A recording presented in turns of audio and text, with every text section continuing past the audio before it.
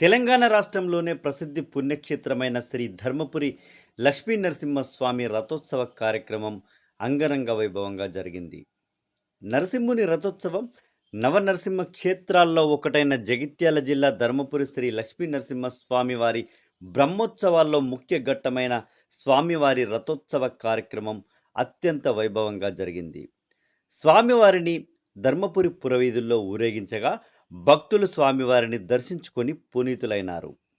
ఆలయం నుండి నందికూడలి వరకు కొనసాగిన రథోత్సవంలో అధిక సంఖ్యలో భక్తులు వచ్చి స్వామివారిని దర్శించుకొని తమ మొక్కులు చెల్లించుకున్నారు. స్వామివారి బ్రహ్మోత్సవాలకు తెలంగాణ రాష్ట్రం నుండే కాకుండా ఇతర రాష్ట్రాల నుంచి సైతం భక్తులు అధిక సంఖ్యలో రావడంతో ధర్మపురి పురవీధులన్నీ భక్తులతో కిటకిటలాడాయి.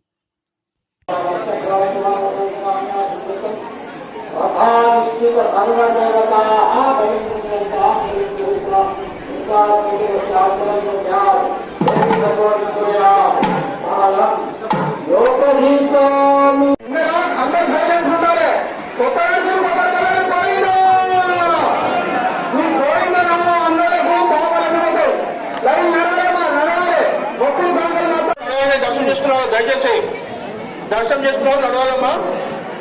దర్శనం చేసుకున్న వాళ్ళు నడవాలి దయచేసి. ఇప్పుడే దర్శనాలు స్టార్ట్ అయ్యాయి.